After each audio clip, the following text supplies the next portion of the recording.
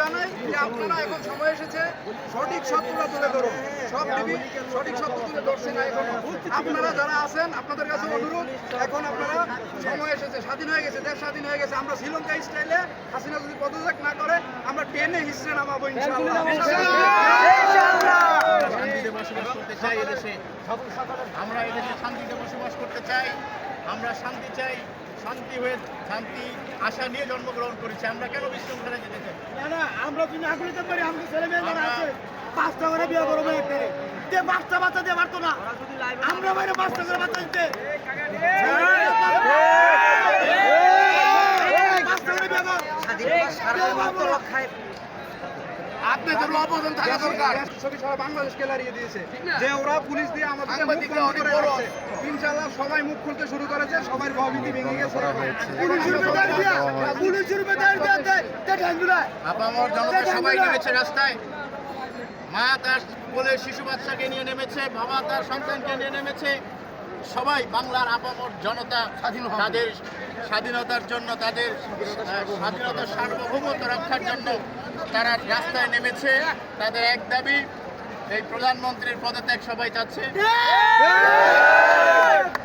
অনেক জ্বালা হয়েছে।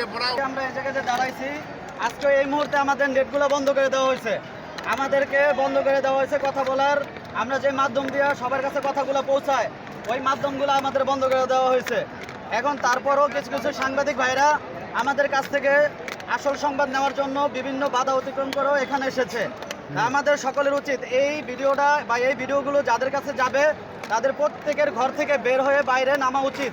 সে আন্দোলন করুক বা না করুক, কালকে সকলের বাসার ভিতরে আল্লাহর রাস্তায় কেউ থাকবেন না, সবাই বাসার ভিতর থেকে বের হয়ে একত্রতা ঘোষণা করবেন। বাসার ভিতরে থাকাটা এটা হচ্ছে, যারা থাকবে তারাও কিন্তু আমাদেরকে কিন্তু সাহায্য করছে না। এজন্য আমাদের সকলের উচিত আমরা অন্ততপক্ষে রাস্তায় নেমে আসি, বাসার ভিতরে যে থাকবে তাকেও নিয়ে আমরা বাইরে নেমে আসি।